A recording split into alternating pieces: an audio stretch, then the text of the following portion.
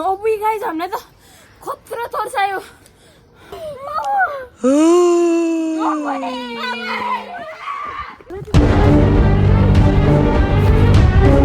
Hello guys, welcome back to our new video. Today we are going to a grocery to buy grocery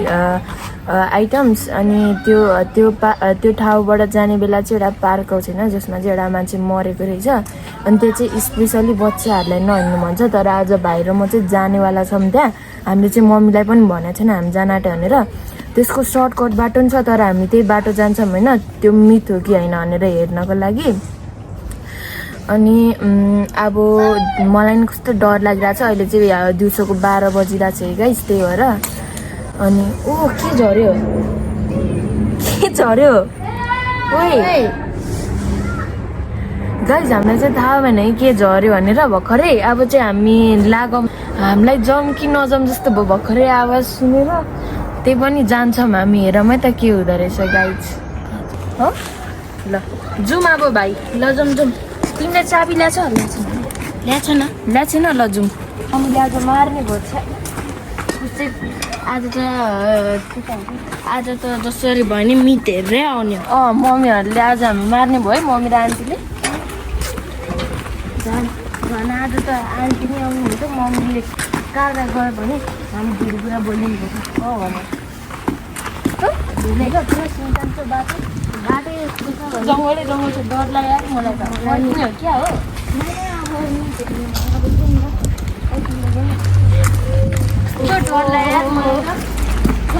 अब जाउँ भाइ यो बाटो त लास्टै डर लाग्दै है अब हाम्रो च्यानल नि बढ्दैन खै के भयो अब बढाउनु पर्छ नयाँ नयाँ चिजहरू देखाएर है गाइस सब्सक्राइब गरिदिनु बाटो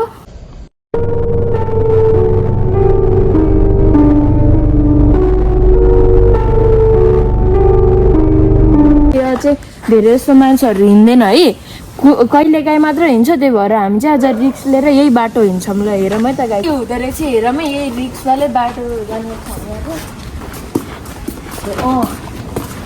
मम्मीले मार्ने भयो है भाइ हामीलाई अर्को बाटो जानु भनेको थियो आज यही बाटो आइहाल्यो वाउ गाइस हेर्नु कस्तो राम्रो भ्यू सुत्न मन लाग्यो मलाई त पार्क यो त सानोवाला पार्क आयो ए ठुलोवाला पार्कमा चाहिँ ठुलोवालामा चाहिँ मरेको अस्ति हामी गएको थियो त तर त्यतिखेर मरेको थिएन अनि हिजो भर्खर मरेको थियो त अस्ति हिजो कि अस्ति मरेको थियो है अब मान्छेहरूलाई धेरै तर्सायो नि भनिरहेको थियो है मलाई त डर लाग्यो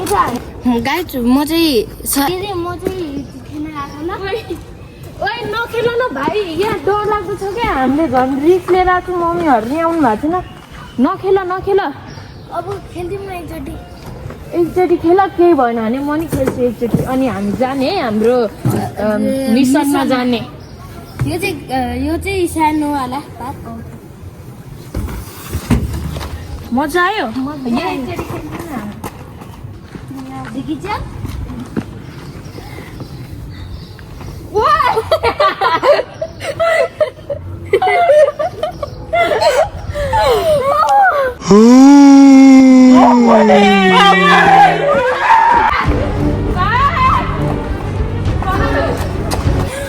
अबुई गाइस हामीलाई त खतरा तर्सायो धेरै मान्छे खेल्थ्यो होला अहिले त कोही पनि छैन हेर्न भाइ बाटोमा नि कोही छैन क्या डर लाग्यो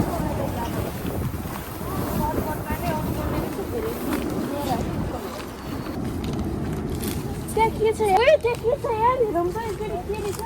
मैले चाहिँ यता भर्खरै कोच छिरा जस्तो देखाएको थिएँ म हेरेर आउँछु तिमी यतै बस ल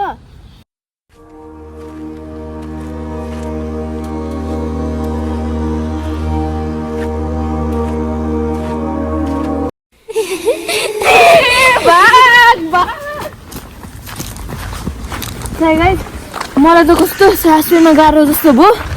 म त मम्मीहरूलाई फोन गर्नु पर्ला एकछिनमा झोला चाहिँ ला मेरो झोला खै मेरो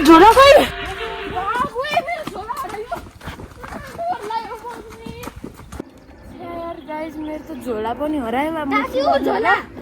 मेरो झोला त त्यहाँ पुरै छ मलाई त निकाल्नै डर लाग्यो मलाई कस्तो डर लाग्यो झोला देखेर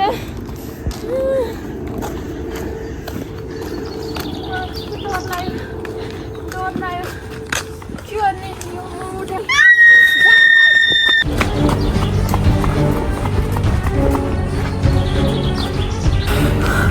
गाइज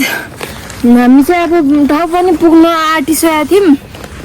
यो दुइटा चाहिँ डरलाग्दो बाटो हो अनि अब हामी चाहिँ रिक्स लिएर धेरै जान सक्दैनौँ। अब हामी चाहिँ यो बाटोबाट घर फर्किन्छौँ है। दिउँसो भए भएर होला 1-2 जना मान्छे चाहिँ हामीले भेटिरहेछौँ है। अलिक डर नि कम भइरहेको थियो तर अब यो झोला हराएपछि चाहिँ हामीलाई लास्टै डर लाग्यो है। अब चाहिँ मम्मीले नै हामीलाई के भन्ने होला त्यो सामान ल्याएन भनेर। अब मम्मीले हामीले सबै कुराहरू भन्छ हामीलाई चाहिँ धेरै नै डर लाग्यो। अब चाहिँ हामी घर फर्किन्छौँ है गाइस बाई। अब हामी नेक्स्ट भ्लगमा भेटौँला।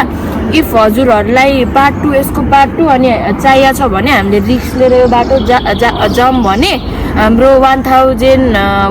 नि 500 लाइक्स कम्प्लिट गरिदिनु। पार्ट 2 मा हामी यो बाटोबाट जान्छौँ अनि हजुरहरूलाई यो बाटोमा के हुन्छ सबै कुरा देखाउँछौँ। आज चाहिँ हामीलाई लास्टै डर लागेको छ त्यही भएर आजको लागि चाहिँ यति नै। अब नेक्स्ट भ्लगमा भेटौँला बाई बाई।